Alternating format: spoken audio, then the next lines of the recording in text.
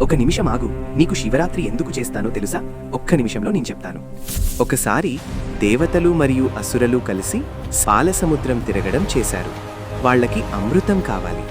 కానీ ఫస్ట్ బయటకి వచ్చింది హాలాహాలా విషం. ఇది చాలా పవర్ఫుల్. లోకం మొత్తం నాశనం అవ్వడానికి రెడీ అయింది. దేవతలు భయపడి శివుడు దగ్గరికి వెళ్ళి సాయం అడిగారు. అప్పుడు లార్డ్ శివ ఒక్క నిమిషం కూడా ఆలోచించకుండా ఆ విషం మొత్తం తాగాడు. కానీ లోకం కాపాడాలి కాబట్టి ఆ విషం తన గొంతులో ఆపాడు.